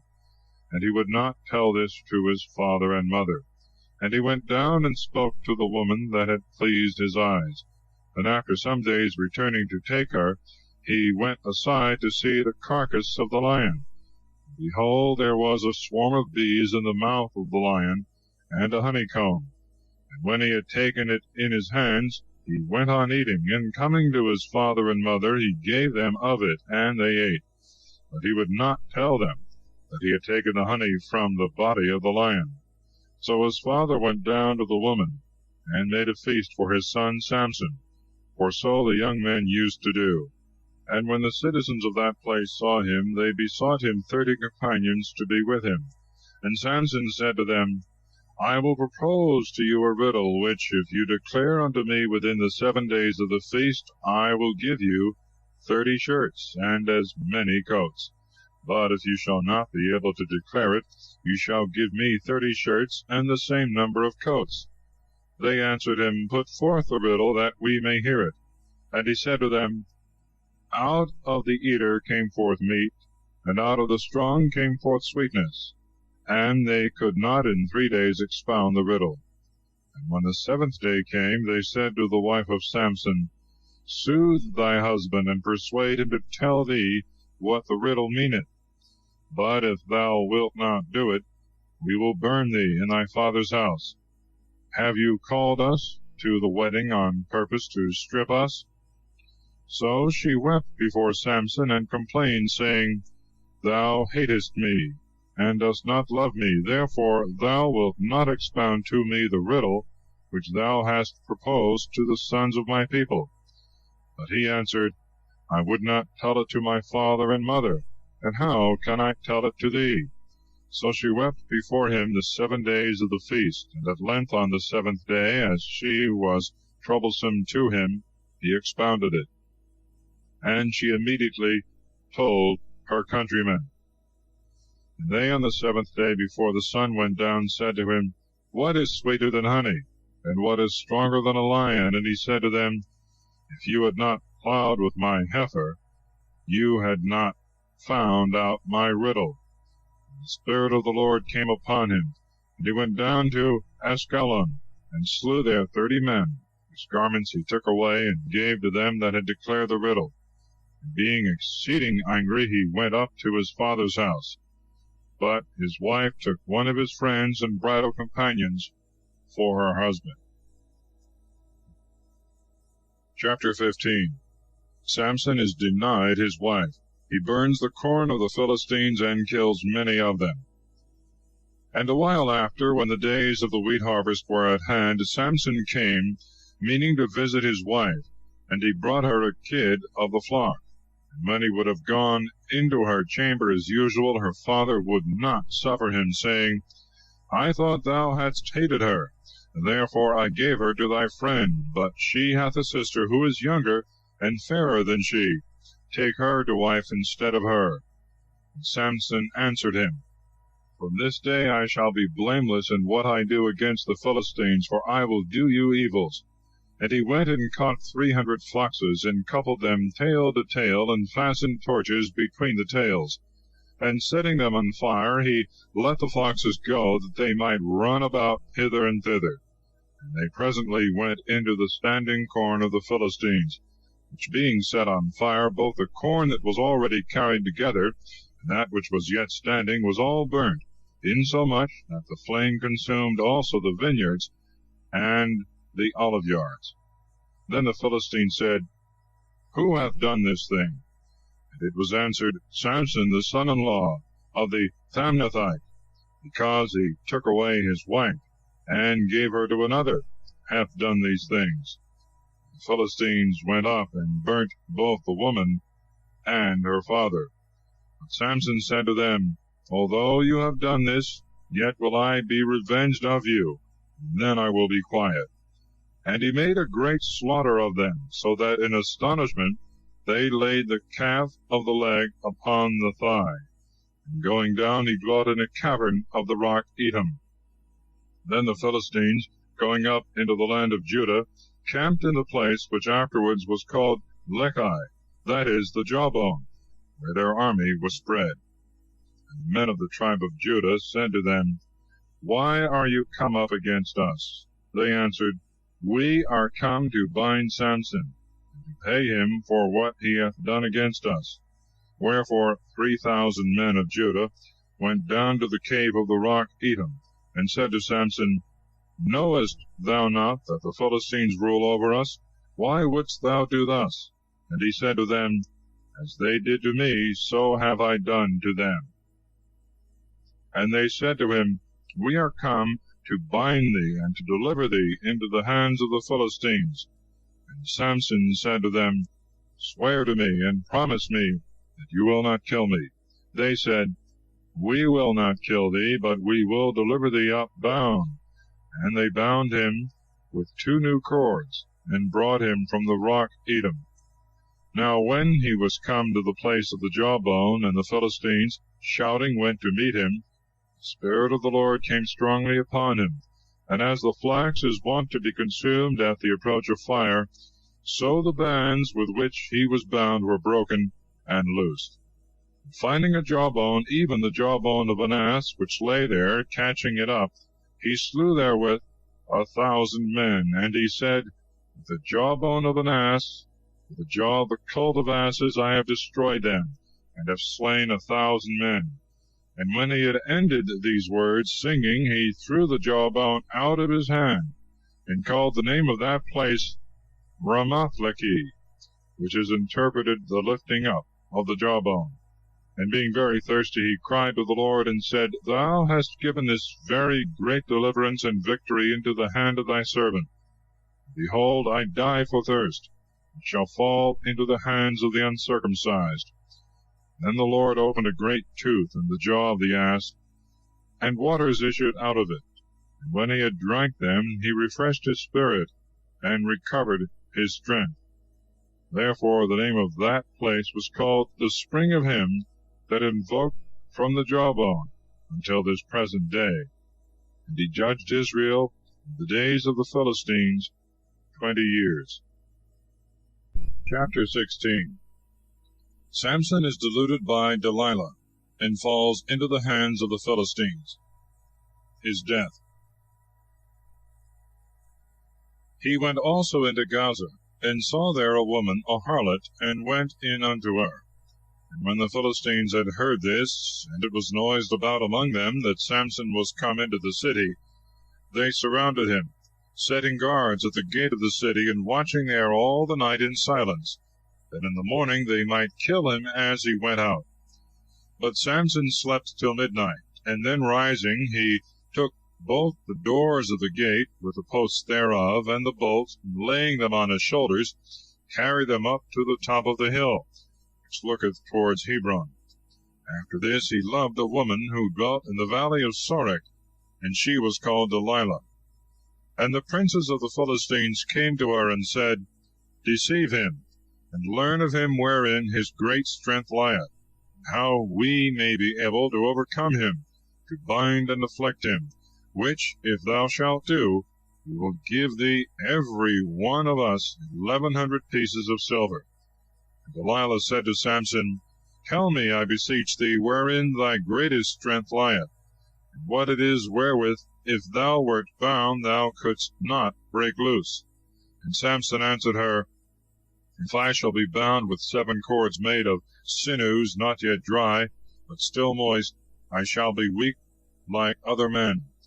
And the princes of the Philistines brought unto her 7 cords, such as he spoke of, with which she bound him, men lying privately in wait with her, and in the chamber expecting the event of the thing.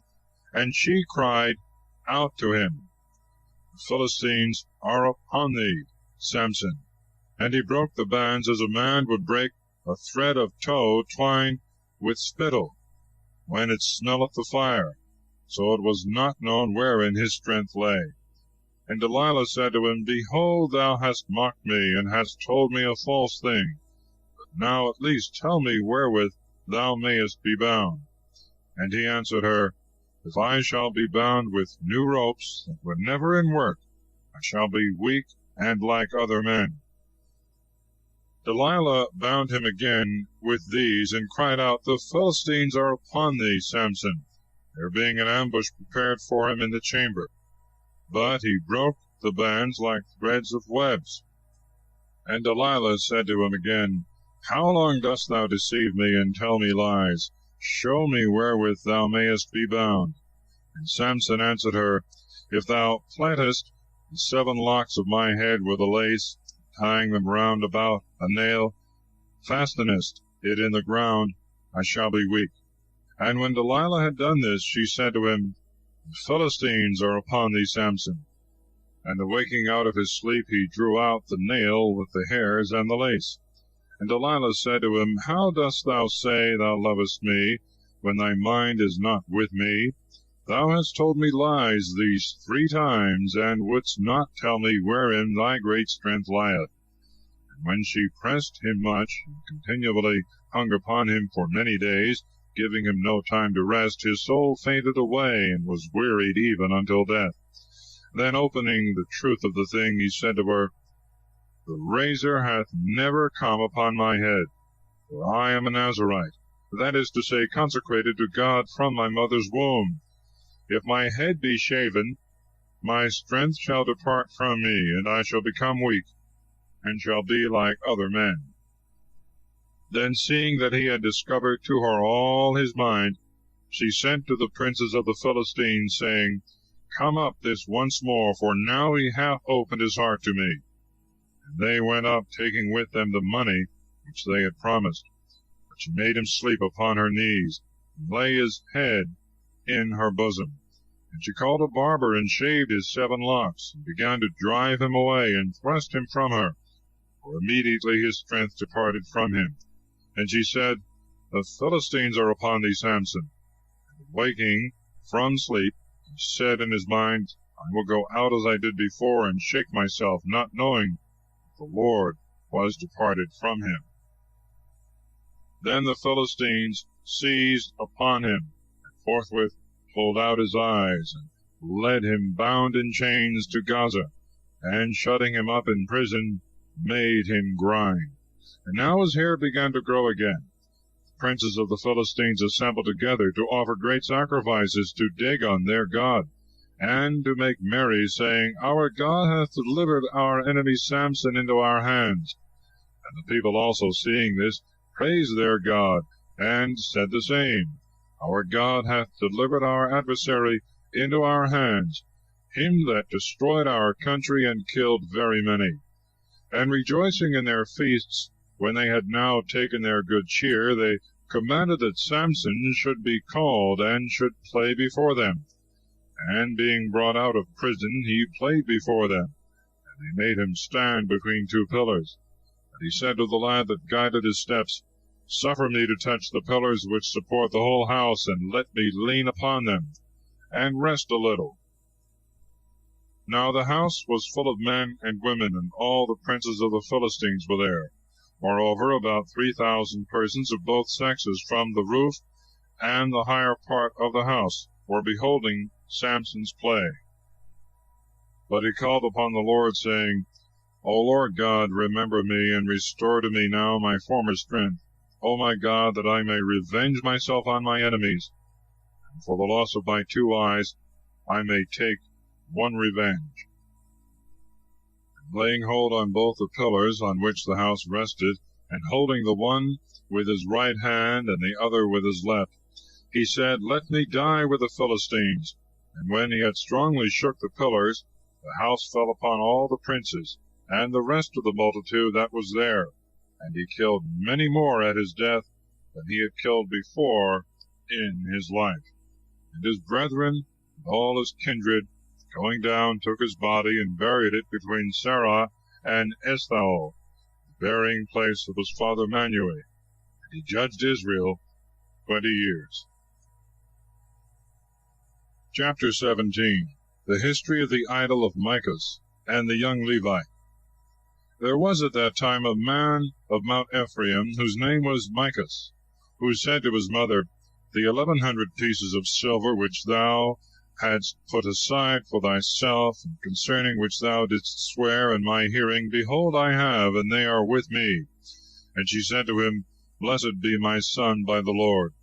So he restored them to his mother, who said to him, I have consecrated and vowed this silver to the Lord, that my son may receive it at my hand, and make a graven and a molten god. So now I deliver it to thee.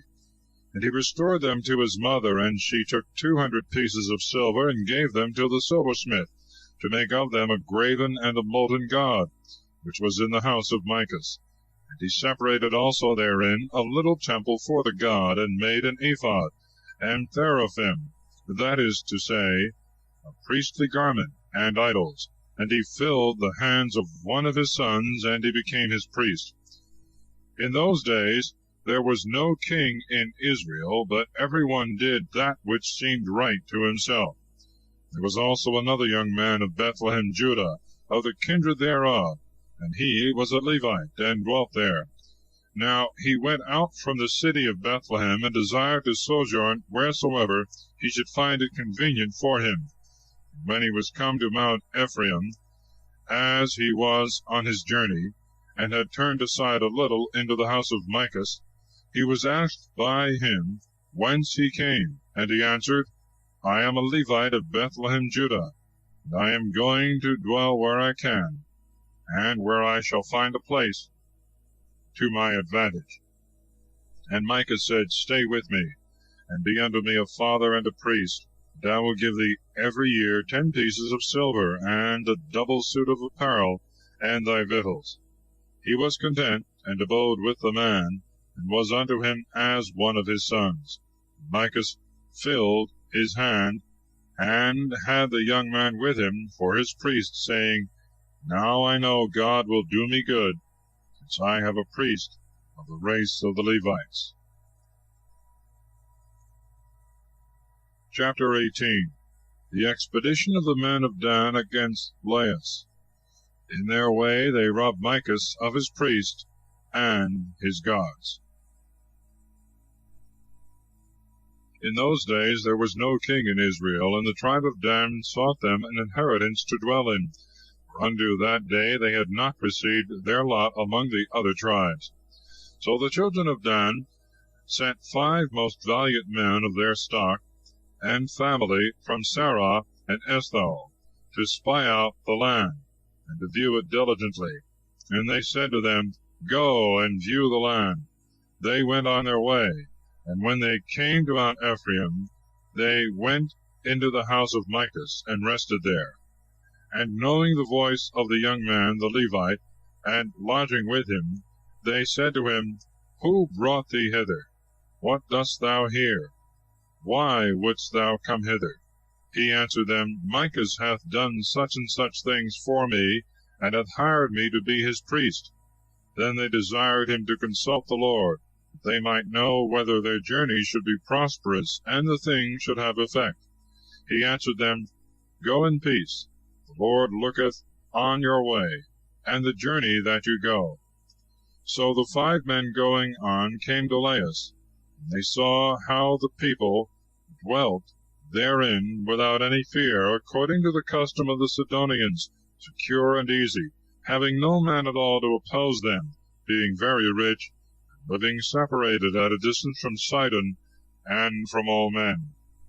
And they returned to their brethren in Sarah and Eshtaol, who asked them what they had done, to whom they answered, Arise, and let us go up to them. For we have seen the land which is exceeding rich and fruitful. Neglect not, lose no time, let us go and possess it. there will be no difficulty. We shall come to a people that is secure, into a spacious country, and the Lord will deliver the place to us, in which there is no want of anything that groweth on the earth. There went therefore of the kindred of Dan to it from Sarai and Eshtaol 600 men, furnished with arms for war.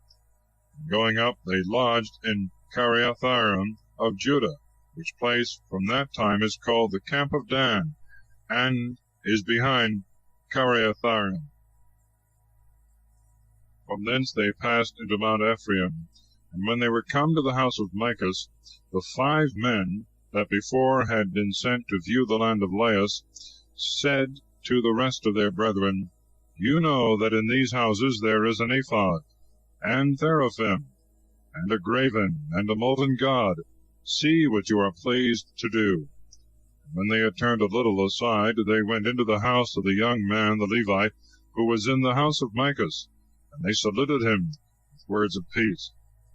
And the 600 men stood before the door, appointed with their arms. They that were gone into the house of the young man went about to take away the graven god, and the ephod, and the teraphim, and the molten god. And the priest stood before the door, the 600 valiant men waiting not far off.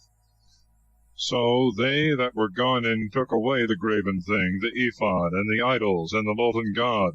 And the priest said to them, What are you doing? And they said to him, Hold thy peace, and put thy finger on thy mouth, and come with us, that we may have thee for a father and a priest. Whether is better for thee to be a priest in the house of one man, or in a tribe and family in Israel? When he had heard this, he agreed to their words, and took the ephod, and the idols, and the graven god, and departed with them. And when they were going forward, and had put before them the children and the cattle and all that was valuable, and were now at a distance from the house of Micah, the men that dwelt in the houses of Micah, gathering together, followed them, and began to shout out after them. They looked back and said to Micah, What aileth thee? Why dost thou cry?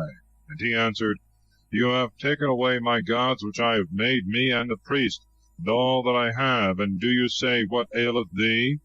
And the children of Dan said to him, See thou say no more to us, lest men enraged come upon thee, and thou perish with all thy house. And so they went on the journey they had begun. But Micah, seeing that they were stronger than he, returned to his house. And the 600 men took the priest, and the things we spoke of before, and came to Laias, to a people that was quiet and secure, and smote them with the edge of the sword, and the city was burnt with fire, there being no man at all who brought them any succor, because they dwelt far from Sidon, and had no society or business with any man. And the city was in the land of Rohab, and they rebuilt it and dwelt therein, calling the name of the city Dan, after the name of their father, who was the son of Israel, which before was called Laias. And they set up to themselves the graven idol. And Jonathan the son of Gershom, the son of Moses, he and his sons were priests in the tribe of Dan, until the day of their captivity. The idol of Micah remained with them all the time. The house of God was in Shiloh. In those days there was no king in Israel. Chapter 19. A Levite bringing home his wife is lodged by an old man at Douay in the tribe of Benjamin. His wife is there abused by wicked men, and in the morning found dead. Her husband cutteth her body in pieces, and sendeth to every tribe of Israel, requiring them to revenge the wicked fact. There was a certain Levite who dwelt on the side of Mount Ephraim, who took a wife of Bethlehem, Judah. And she left him, and returned to her father's house in Bethlehem, and abode with him 4 months. And her husband followed her, willing to be reconciled with her, and to speak kindly to her, and to bring her back with him, having with him a servant and 2 asses. And she received him, and brought him into her father's house. And when his father-in-law had heard this, and had seen him, he met him with joy, and embraced the man. And the son-in-law tarried in the house of his father-in-law 3 days, eating with him and drinking familiarly. But on the 4th day, arising early in the morning, he desired to depart. But his father-in-law kept him, and said to him, Taste first a little bread, and strengthen thy stomach, and so thou shalt depart. And they sat down together, and ate and drank. And the father of the young woman said to his son-in-law, I beseech thee to stay here today, and let us make merry together. But he, rising up, began to be for departing. And nevertheless his father-in-law earnestly pressed him, and made him stay with him. But when morning was come, the Levite prepared to go on his journey. And his father-in-law said to him again, I beseech thee to take a little meat, and strengthening thyself till the day be farther advanced, afterwards thou mayest depart. And they ate together. And the young man arose to set forward with his wife and servant. And his father-in-law spoke to him again, Consider that the day is declining, and draweth toward evening. Tarry with me today also, and spend the day in mirth. And tomorrow thou shalt depart, that thou mayest go into thy house. His son-in-law would not consent to his words, but forthwith went forward, and came over against Jebus, which by another name is called Jerusalem, leading with him 2 asses laden, and his concubine. And now they were come near Jebus, and the day was far spent. And the servant said to his master, Come, I beseech thee, let us turn into the city of the Jebusites, and lodge there. His master answered him, I will not go into the town of another nation, who are not of the children of Israel, but I will pass over to Douay. And when I shall come thither, we will lodge there, or at least in the city of Ramah. So they passed by Jebus, and went on their journey. And the sun went down upon them when they were by Douay, which is in the tribe of Benjamin. And they turned into it, to lodge there. And when they were come in, they sat in the street of the city, for no man would receive them to lodge. And behold, they saw an old man returning out of the field, and from his work in the evening, and he also was of Mount Ephraim, and dwelt as a stranger in Douay. The men of that country were the children of Jemini.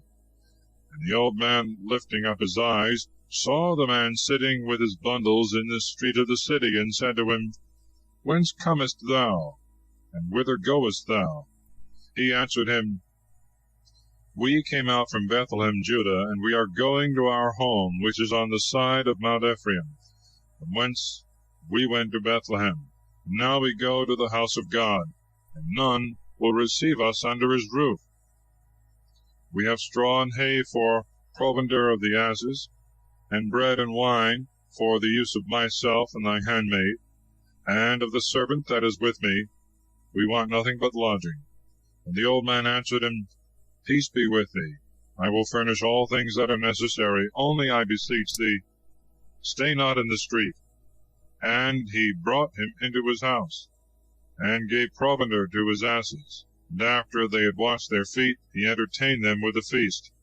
While they were making merry, and refreshing their bodies with meat and drink after the labor of the journey, the men of that city, sons of Belial, that is, without yoke, came and beset the old man's house, and began to knock at the door, calling to the master of the house, and saying, Bring forth the man that came into thy house, that we may abuse him. And the old man went out to them, and said, Do not so, my brethren, do not so wickedly, because this man is come into my lodging, and cease, I pray you, from this folly. I have a maiden daughter, and this man hath a concubine. I will bring them out to you, and you may humble them, and satisfy your lust. Only, I beseech you, commit not this crime against nature on the man. They would not be satisfied with his words, which the man, seeing, brought out his concubine to them, and abandoned her to their wickedness. When they had abused her all the night, they let her go in the morning. But the woman, at the dawning of the day, came to the door of the house where her lord lodged, and there fell down. And in the morning the man arose, and opened the door, that he might end the journey he had begun. And behold, his concubine lay before the door, with her hands spread on the threshold. He, thinking she was taking her rest, said to her, Arise, let us be going. But as she made no answer, perceiving she was dead, he took her up and laid her upon his ass, and returned to his house. And when he was come home, he took a sword and divided the dead body of his wife with her bones into 12 parts, and sent the pieces into all the borders of Israel. And when every one had seen this, they all cried out, There was never such a thing done in Israel from the day that our fathers came up out of Egypt until this day. Give sentence and decree in common what ought to be done. Chapter 20. The Israelites, warring against Benjamin, are twice defeated. But in the third battle the Benjamites are all slain, saving 600 men. Then all the children of Israel went out and gathered together as one man from Dan to Bersabeh, with the land of Galilee, to the Lord in Masphah. And all the chiefs of the people and all the tribes of Israel met together in the assembly of the people of God, 400,000 footmen fit for war. Nor were the children of Benjamin ignorant that the children of Israel were come up to Masphah. And the Levite, the husband of the woman that was killed, being asked how so great a wickedness had been committed, answered, I came into Gabaa of Benjamin with my wife, and there I lodged. And behold, the men of that city in the night beset the house wherein I was, intending to kill me, and abuse my wife with an incredible fury of lust, so that at last she died. And I took her and cut her in pieces, and sent the parts into all the borders of your possession, because there never was so heinous a crime, and so great an abomination committed in Israel. You are all here, O children of Israel, determined what you ought to do. And all the people standing answered, as by the voice of one man, We will not return to our tents, neither shall any one of us go into his own house. But this we will do in common against Gabaa. We will take 10 men of 100 out of all the tribes of Israel, and 100 out of 1,000, and 1,000 out of 10,000, to bring victuals for the army, that we might fight against Gabaa of Benjamin, render to it for its wickedness what it deserveth. And all Israel were gathered together against the city as one man, with one mind and one counsel. And they sent messengers to all the tribe of Benjamin, to say to them, Why hath so great an abomination been found among you? Deliver up the men of Gabaa, that have committed this heinous crime, that they may die, and the evil may be taken away out of Israel. But they would not hearken to the proposition of their brethren, the children of Israel. But out of all the cities which were of their lot, they gathered themselves together into Gabaa, to aid them, and to fight against the whole people of Israel. And there were found of Benjamin 25,000 men that drew the sword, besides the inhabitants of Gabaa, who were 700 most valiant men, fighting with the left hand as well as with the right, and slinging stones so sure that they could hit even a hair, and not miss by the stones going on either side. Of the men of Israel also, beside the children of Benjamin, were found 400,000 that drew swords, and were prepared to fight. And they arose and came to the house of God, that is, to Shiloh, and they consulted God, and said, Who shall be in our army the first to go to the battle against the children of Benjamin? And the Lord answered them, Let Judah be your leader. Forthwith the children of Israel, rising in the morning, camped by Gabaa. Going out from thence to fight against Benjamin, began to assault the city. And the children of Benjamin, coming out of Gabaa, slew of the children of Israel that day 22,000 men. And Israel, trusting in their strength and their number, set their army in array in the same place where they had fought before. Yet so that they first went up, and wept before the Lord until night, then consulted him, and said, Shall I go out any more to fight against the children of Benjamin and my brethren, or not? And he answered them, Go up against them, and join battle. And when the children of Israel went out the next day to fight against the children of Benjamin, The children of Benjamin sallied forth out of the gates of Gabaa, and, meeting them, made so great a slaughter of them, as to kill 18,000 men that drew the sword. Wherefore all the children of Israel came to the house of God, and sat and wept before the Lord. And they fasted that day till the evening, and offered to him holocausts and victims of peace offerings, and inquired of him concerning their state. At that time the ark of the covenant of the Lord was there, and Phinehas the son of Eleazar the son of Aaron was over the house. So they consulted the Lord, and said, Shall we go out any more to fight against the children of Benjamin our brethren, or shall we cease? And the Lord said to them, Go up, for tomorrow I will deliver them into your hands. The children of Israel set ambushes round about the city of Gabaa, and they drew up their army against Benjamin the third time, as they had done the first and second. And the children of Benjamin boldly issued out of the city, and seeing their enemies flee, pursued them a long way, so as to wound and kill some of them, as they had done the first and second day, whilst they fled by two highways, whereof one goeth up to Bethel, and the other to Gabaa. And they slew about 30 men, for they thought to cut them off, as they did before.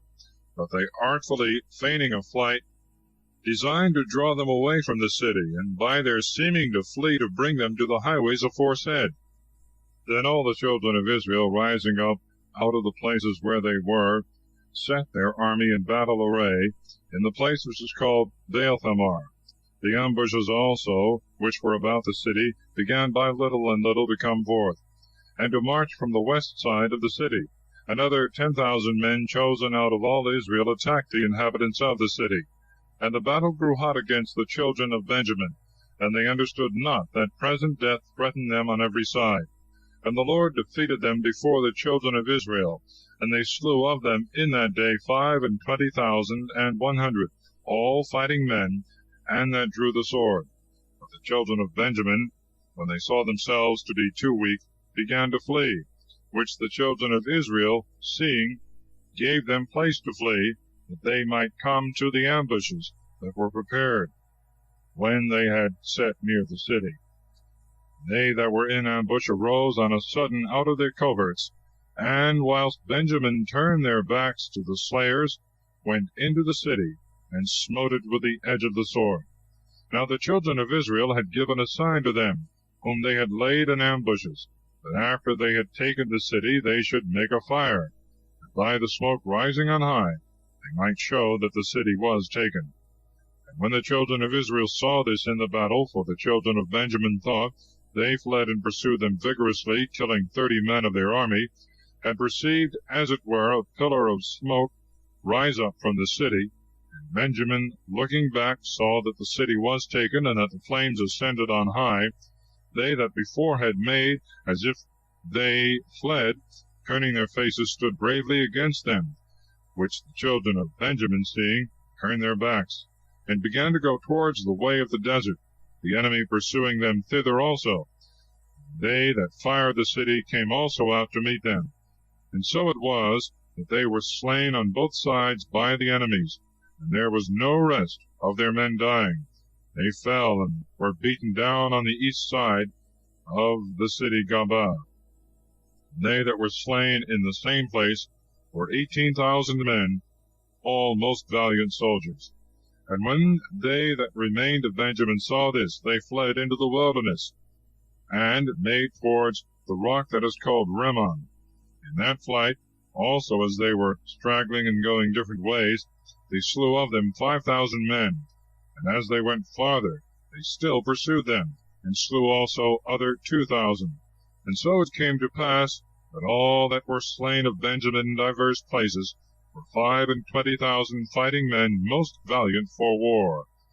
And there remained of all the number of Benjamin only 600 men that were able to escape and flee to the wilderness, and they abode in the rock Rimmon 4 months. But the children of Israel returning put all the remains of the city to the sword, both men and beasts. And all the cities and villages of Benjamin were consumed with devouring flames. Chapter 21. the tribe of Benjamin is saved from being utterly extinct by providing wives for the 600 that remain. Now the children of Israel had also sworn in Mizpah, saying, None of us shall give of his daughters to the children of Benjamin to wife. And they all came to the house of God in Shiloh, and abiding before him till the evening, lifted up their voices, and began to lament and weep, saying, O Lord God of Israel, why is so great an evil come to pass in thy people, that this day one tribe should be taken away from among us? Rising early the next day, they built an altar, and offered their holocausts and victims of peace. And they said, Who is there among all the tribes of Israel that came not up with the army of the Lord? For they had bound themselves with a great oath, when they were in Mizpah, that whosoever were wanting should be slain. And the children of Israel, being moved with repentance for their brother Benjamin, began to say, One tribe is taken away from Israel. Whence shall they take wives? For we have all in general sworn not to give our daughters to them. Therefore they said, Who is there of all the tribes of Israel that came not up to the Lord to Mizpah? And behold, the inhabitants of Jabesh Gilead were found not to have been in that army. At that time also, when they were in Shiloh, no one of them was found there. So they sent 10,000 of the most valiant men, and commanded them, saying, Go and put the inhabitants of Jabesh Gilead to the sword, with their wives and their children. And this is what you shall observe: every male and all women that have known men you shall kill, but the virgins you shall save. And there were found of Jabesh Gilead 400 virgins that had not known the bed of a man. And they brought them to the camp in Shiloh, into the land of Canaan. And they sent messengers to the children of Benjamin that were in the rock Rimmon, and commanded them to receive them in peace. And the children of Benjamin came at that time, and wives were given them of the daughters of Jabesh Gilead, but they found no others, whom they might give in like manner. And all Israel was very sorry, and repented for the destroying of one tribe out of Israel. And the ancients said, What shall we do with the rest, that have not received wives? For all the women in Benjamin are dead. And we must use all care, and provide with great diligence, that one tribe be not destroyed out of Israel. For as to our own daughters, we cannot give them, being bound with an oath and a curse, whereby we said, Cursed be he that shall give Benjamin any of his daughters to wife. So they took counsel, and said, Behold, there is a yearly solemnity of the Lord in Shiloh, which is situate on the north of the city of Bethel, and on the east side of the way that goeth from Bethel to Sichem, and on the south of the town of Lebonah. And they commanded the children of Benjamin, and said, Go and lie hid in the vineyards. And when you shall see the daughters of Shiloh come out, as the custom is to dance, come ye on a sudden out of the vineyards, and catch you every man his wife among them, and go into the land of Benjamin. And when their fathers and their brethren shall come, and shall begin to complain against you, and to chide, we will say to them, Have pity on them, for they took them not away as by the right of war or conquest.